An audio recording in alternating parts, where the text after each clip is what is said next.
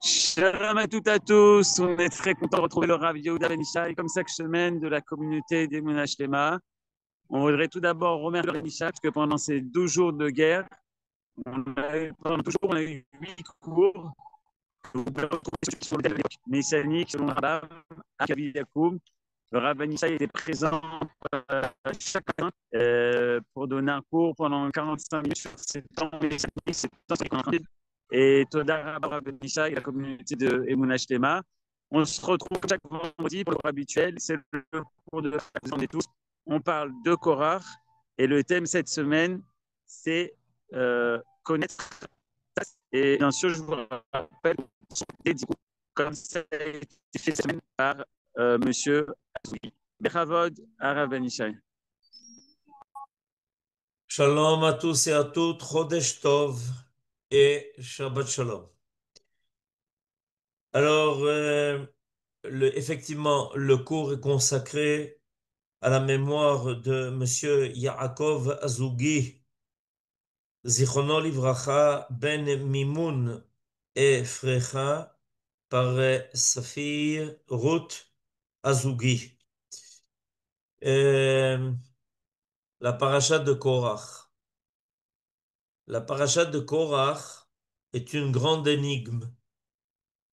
Et pourquoi est-ce que la paracha de Korach est une grande énigme? Parce que il n'est pas marqué quand cet événement a eu lieu et où il a eu lieu. Il y a quelque chose de très particulier. Les autres événements qui se sont passés dans le désert, comme par exemple quand est-ce que ont été envoyés les explorateurs, on sait. Ils ont été envoyés le 29 Sivan. On vient de passer il y a 2 jours cette date-là.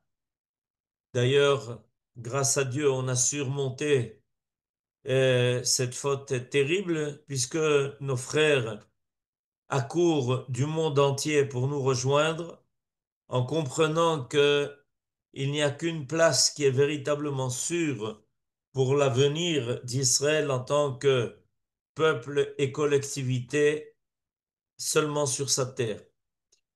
Mais voilà que la paracha de Korach a donné lieu à plusieurs opinions à propos de la question de savoir quand est-ce qu'a eu lieu l'affaire de Korach. On pourrait penser qu'elle a eu lieu après la faute des explorateurs. Il y en a qui la font remonter bien avant. C'est intéressant de voir que dans la Torah, il n'y a pas de signes qui peuvent véritablement déterminer de façon sûre et claire quand est-ce que l'affaire de Korach a eu lieu. Et c'est une question qui est importante. Elle a été débattue. Par exemple, on a l'opinion du Rav Avraham Ibn Ezra, on a l'opinion du Ramban, de Nachmanide. Et à mon avis, ce n'est pas pour rien.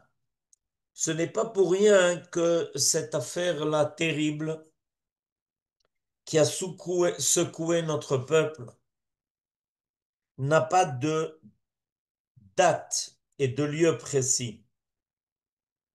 Parce que, en fait, ça peut toujours arriver.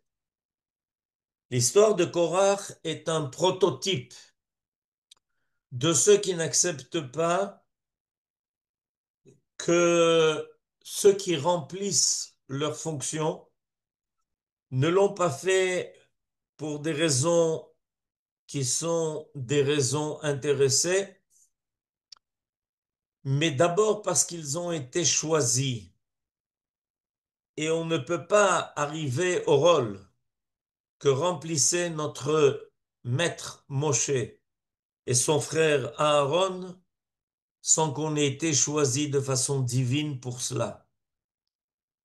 Faire apparaître dans le monde et dans l'histoire d'Israël la dimension de la Torah, ça ne peut pas être quelque chose qui soit poursuivi par la volonté et l'intérêt d'une personne. Ce qui dépend des hommes ne peut pas être définitif, l'homme étant passager. Et si la Torah de Moshe, Torah Tzivalanu Moshe, est une Torah qui est éternelle, ça prouve que celui qui l'a reçue aussi avait une âme qui avait déjà été désignée depuis les temps les plus reculés et en fait avant même qu'on connaisse le temps pour qu'elle ait la capacité et la qualité nécessaire de faire apparaître un enseignement qui soit éternel, dont la vérité ne peut pas changer. Pareil à Aaron qui a, lui, reçu la qualité d'être Cohen, cette sgoula qui demande des qualités, qui demande des dons particuliers. Les Kohanim au Beth Amikdash n'étaient pas des personnes ordinaires. Ils devaient être des gens d'une grande stature. Ils devaient être des gens de grande qualité, être capables de recevoir tous les gens du peuple, de les guider, de les encourager, de les aider à surmonter leurs difficultés et d'expier aussi par les corbanotes et aussi d'autres moyens les fautes et l'erreur est humaine, donc les Kohanim avaient beaucoup de travail. Et Korach a voulu remettre en question l'idée même qu'il y a quelque chose qui est décidé par Dieu lui-même et qui permet à un tel ou un autre de remplir une fonction, d'avoir euh, la qualité nécessaire pour faire apparaître une dimension qui soit divine. Ce n'est pas un emploi, ce n'est pas un job que Moshe Rabbeinu et son frère Aaron remplissaient. Alors la Torah n'a pas donné la date, elle n'a pas fixé l'endroit où ça s'est passé.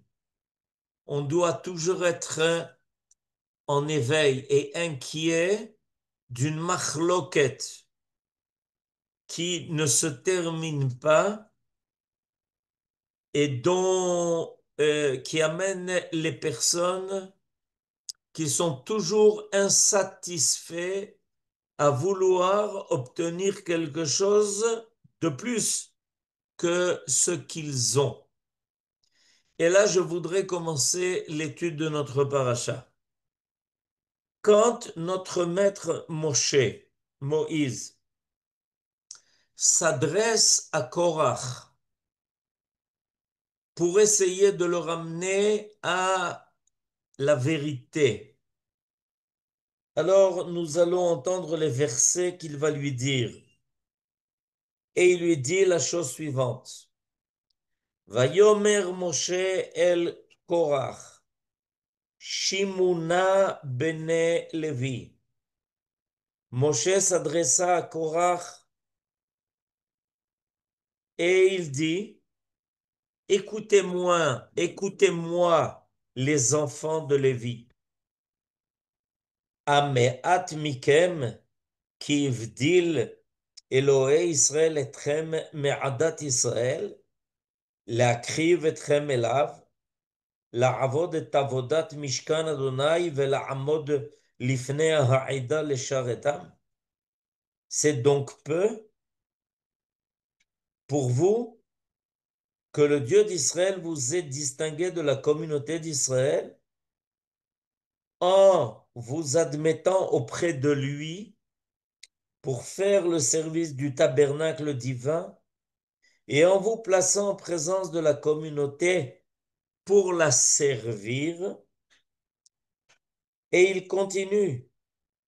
Et il t'a Donc approchez de lui, toi et tes frères, les enfants de Lévi, et vous réclamez encore plus que cela, la Keuna.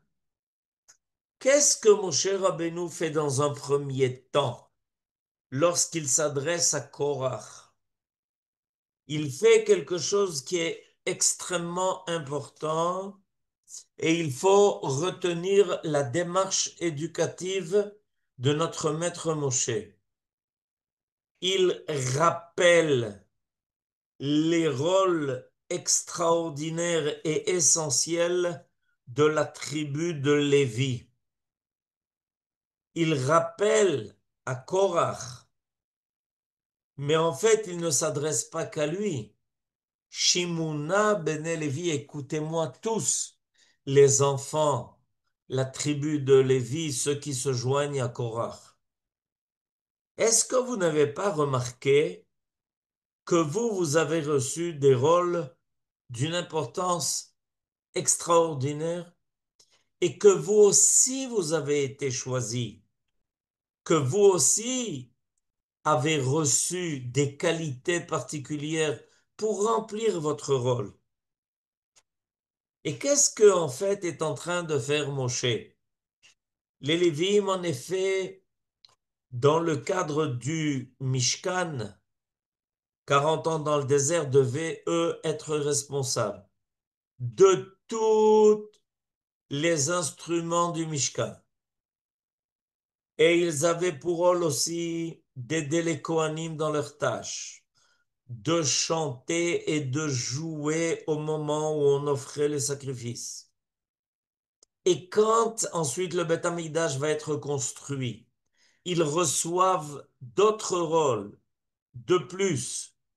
Qu'est-ce que Moshe, notre maître, fait? Il leur explique que leur erreur vient du fait qu'ils ne valorisent pas ce à quoi ils sont destinés, qu'ils font abstraction de ce qu'ils doivent eux-mêmes faire. Si quelqu'un est persuadé de la valeur de ce qu'il fait, il ne s'inquiète pas de savoir ce que les autres doivent faire, peuvent faire. Ils ne sont pas concernés par cela. Ils comprennent que dans le monde, il y a une répartition des dons, des qualités, des facultés nécessaires. Et si tu es persuadé de ta place dans le monde, tu ne vas pas t'occuper de la place que les autres ont. Et je voudrais amener à ce propos une Mishnah, un enseignement extrêmement important de la part de Ben Azaï. Dans le chapitre 4 de Pirkei Avot, à la Mishnah Gimel, est enseignée la chose suivante. Hu Aya Omer. Hu Aya Omer, c'est Rabbi Shimon ben Azaï. Al te'ibaz lechol adam. Ve'al te'imaflig lechol davar. שאין לך אדם שאין לו שעה, ואין לך דבר שאין לו מקום. Ben Azaï nous enseigne ici un principe fondamental de l'ordre qui existe dans le monde. Il ne faut jamais minimiser, mépriser aucun homme. Pourquoi? Parce que chacun, en fait, a reçu une tâche.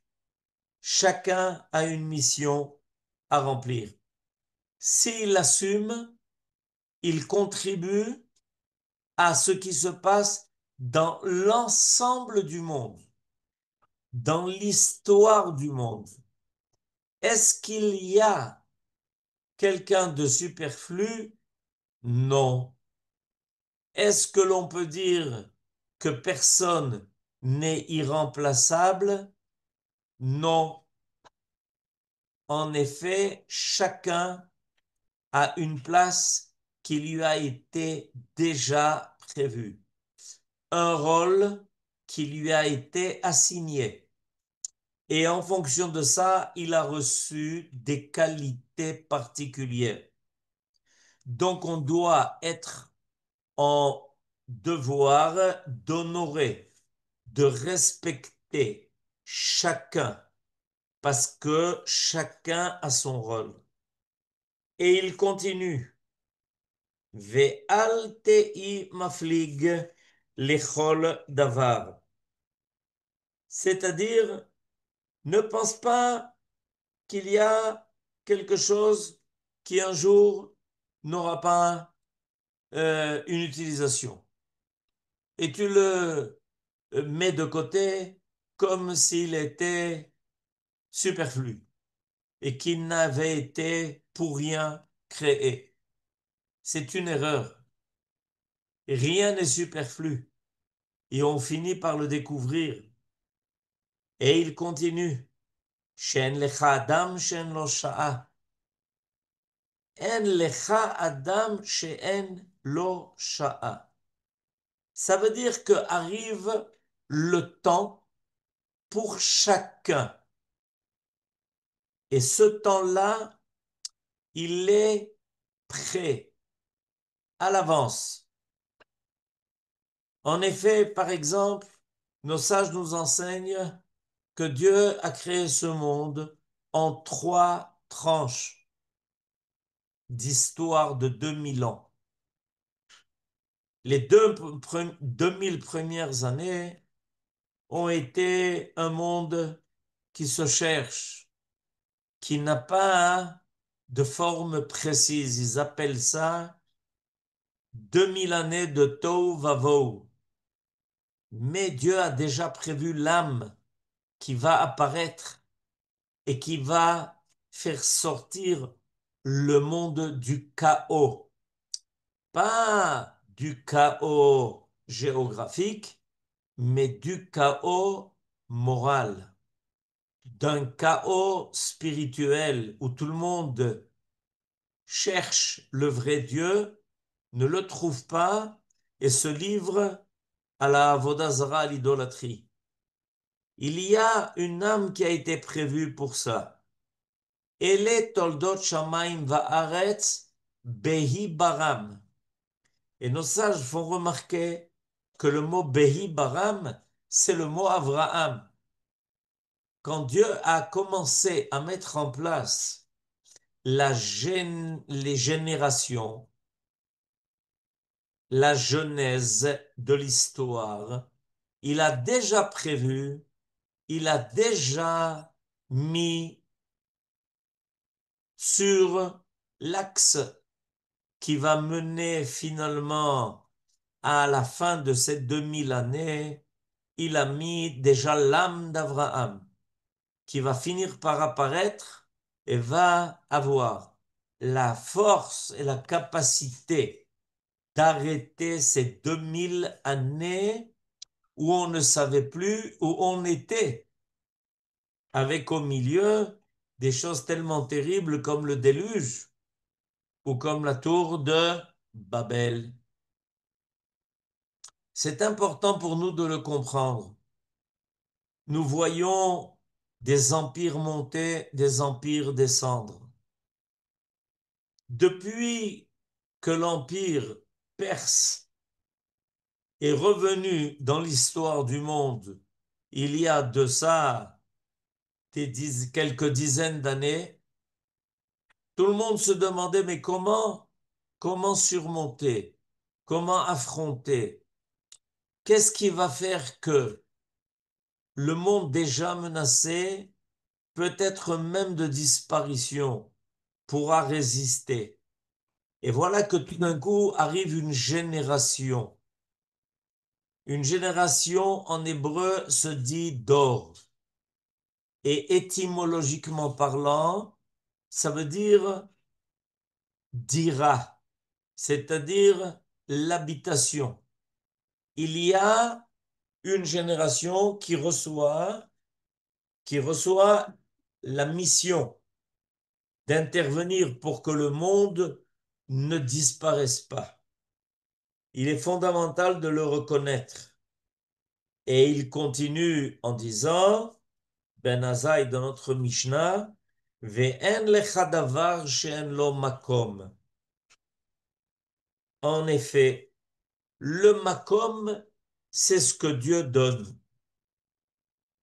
Baruch kevod Hashem mimekomo. Le makom lui appartient.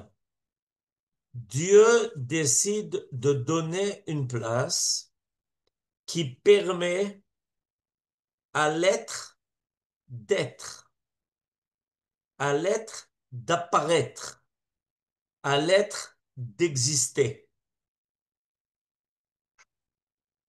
Le mot makom est lié en hébreu au mot kiyum, qui veut dire exister. Or, qu'est-ce que Korach a voulu faire? Il a voulu prendre la place qui est destinée à l'autre. Qu'est-ce qui se passe quand tu veux prendre la place, le makom, qui est destiné à l'autre? Ce qui se passe, c'est que tu perds ta propre place. C'est ce qui est arrivé à Korach. Korach a été englouti. Il a perdu dans le monde son makom. Et vous savez pourquoi? Parce qu'il a ignoré. Parce que pour lui, être de la tribu de Lévi n'était pas suffisamment important. Si quelqu'un veut avoir une place sûre dans le monde, il doit remplir son rôle. Et pour ça, lui a été donné une place que personne ne peut lui prendre. Le peuple d'Israël a reçu de l'Éternel sa place dans le monde. Et déjà dans le premier Rashi sur la Torah, il est enseigné que c'est Dieu qui a donné au peuple d'Israël ce makom. Tout celui qui voudra prendre cette place qui est destinée à Israël va perdre sa propre place. C'est l'idée fondamentale de ce qui est dit dans cette Mishnah. Et on apprend ça de Korach. Pourquoi est-ce que Korach a été englouti? Parce que la terre s'est ouverte. Et voilà que le makom sur lequel Korach et son assemblée reposaient et leur était destiné pour remplir le rôle, a senti être ignoré par Korach lui-même. N'ignore jamais ta place. Elle t'a été réservée et donnée. Personne ne peut te remplacer. Et si quelqu'un essaye de prendre ta place, il va perdre la sienne lui-même. Et c'est ce qui est arrivé à Korach. Il a voulu prendre la place qui était destiné à Moshe. Il a voulu perdre la place qui était destinée à Aaron le Cohen. Mais il a oublié sa propre place, qui était celle d'être la place d'un Lévi, avec tout ce que ça impliquait. Et il faut se rappeler cela. Personne ne pourra prendre la place du peuple d'Israël sur sa terre. Comment on le vérifie? L'histoire l'a confirmé. Tous les peuples qui ont essayé de remplacer Israël sur sa terre ont fini par disparaître. Ils ont perdu soit leur existence, soit leur puissance. On sait tous les peuples qui ont voulu prendre la place d'Israël sur sa terre. Et où est-ce qu'ils sont? Ils ont disparu. C'est arrivé à tous ceux qui ont essayé de prendre la place d'Israël sur sa terre. Finalement, ils perdent leur propre place. Chaque peuple a son rôle. Chaque peuple a sa place. Par contre, quand on va à l'endroit nécessaire, alors au contraire, on va réussir, on va se développer, on va faire valoir ses qualités et on va faire apparaître le génie qui nous a été donné. Je voudrais vous amener un verset où il est marqué que lorsqu'on y va, on a exactement l'effet contraire de ce qui est arrivé à Korach. Quel est ce verset? Il se trouve dans la paracha de Shoftim.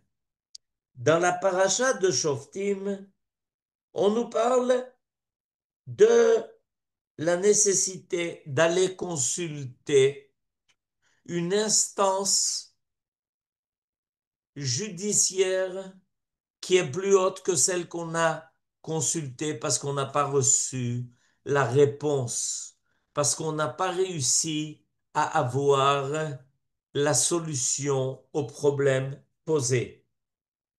Au chapitre 17 du livre de Dvarim, au verset 8, si tu es impuissant à prononcer sur un cas judiciaire, sur une question de droit ou autre, qu'est-ce que tu devras faire? Ve'alita el hamakom asher yivchar Adonai Elohecha bo. Tu monteras vers l'endroit, vers le lieu que Dieu a choisi, aura choisi. Qu'est-ce qui nous est dit dans ce verset? Korach, dans notre paracha, perd la place, le makom. La terre s'ouvre et il est englouti. Si toi, tu veux arriver à la vérité, élève-toi vers le makom qui a déjà été prévu par Dieu pour te donner quelque chose de plus que ce que tu as déjà. Va consulter ceux qui sont plus sages que toi. Le makom en question, c'était la place du Sanhédrin. Reconnais l'autorité du Sanhédrin. Va t'adresser à eux. Ne conteste pas leur capacité de décider.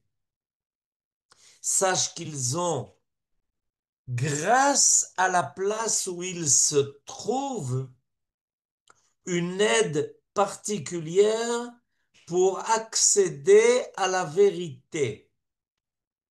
Et toi, tu vas monter grâce à cela. Ve'alita el hamakom. Lorsqu'on accepte l'autorité de ceux qui ont été choisis, de ceux qui ont été choisis et reçu aussi leurs qualités particulières, comme Moshe et Aaron. Ça nous permet de nous élever. Korach n'a pas voulu, en tant que Lévi, recevoir la bracha que le Cohen est capable de lui donner. Et c'est intéressant de voir qu'aujourd'hui, le Lévi va faire la Netilat Yadayim au Cohen. Il va lui laver les mains pour permettre au Cohen d'élever ses mains et de faire la bracha. Le Lévi l'a préparé, le Cohen va bénir grâce à lui toute l'assemblée. Ça permet au Lévi de devenir associé à la bracha que le Cohen a fait. Mais si toi, tu ignores ton rôle de Lévi, tu vas perdre ton rôle, ta place, et tu n'auras pas celle du Cohen. Le Ham Israël est le Cohen des nations.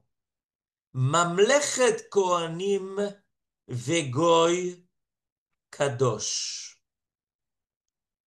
Vous avez peut-être entendu que a déclaré aujourd'hui un sénateur quelque chose d'extraordinaire.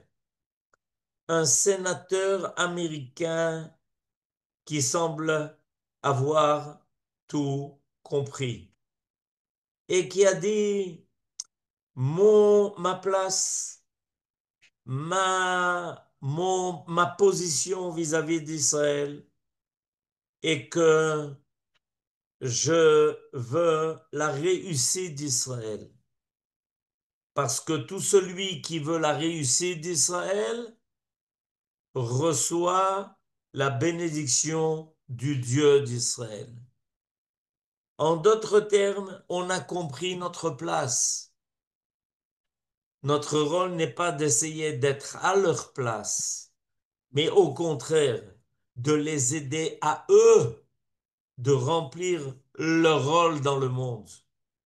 Ce que nous n'avons pas été capables de faire, eux l'ont fait, non seulement parce que c'est un peuple courageux, parce que c'est un peuple extraordinaire, mais parce qu'il est aidé, il est aidé par Dieu.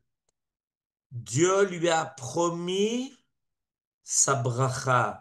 Dieu lui a promis que ceux qui le béniraient seront bénis.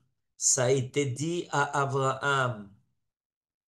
Et donc est arrivé le temps où nous devons aider Israël à remplir ce rôle, son rôle. Personne ne peut lui prendre sa place. Si nous nous opposons à la place qu'Israël doit remplir parmi les nations, d'être le Cohen des nations, on risque de perdre notre propre place. Il y a dans le monde aujourd'hui des esprits qui s'ouvrent, des yeux qui arrivent à comprendre vers où va l'histoire, comment réussir l'histoire de l'homme et empêcher l'échec par des missions morales que malheureusement la société occidentale a adoptées depuis des siècles. Korach donne une grande leçon. Si tu connais ta place, tu vas profiter aussi de ce que l'autre qui occupe sa place est capable de te donner. Si tu ignores ta place et que tu veux prendre la place de l'autre, tu vas perdre ta propre place dans le monde et tu risques d'être englouti. Voilà ce qu'on a tiré de la paracha de Korach. Et dans le monde, aujourd'hui, on comprend, grâce au don de soi extraordinaire de ceux qui n'ont pas fait de calcul, d'intérêt, qui sont allés pour remplir leur mission sans hésiter.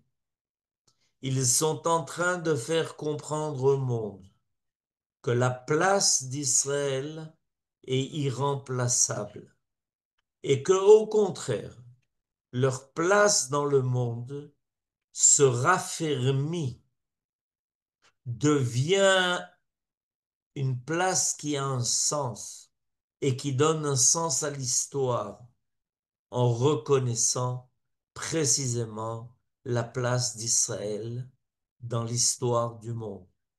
Shabbat Shalom et Chodesh Tov.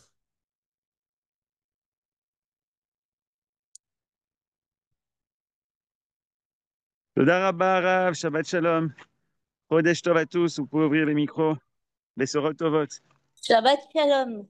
Shabbat Shalom. Chodesh Tov. Shabbat Shalom, Chodesh Tov. Shabbat Shalom, Chodesh Tov. Shalom, Shabbat Shalom. בהצלחה, תודה רבה. שלום וחודש טוב, תודה רבה. Merci d'avoir visionné cette vidéo. Je vous invite à vous abonner à notre chaîne InMode pour plus de replays, de conférences, de cours, d'interviews. Cliquez sur le bouton juste ici et vous êtes abonné à l'InMode. À très bientôt.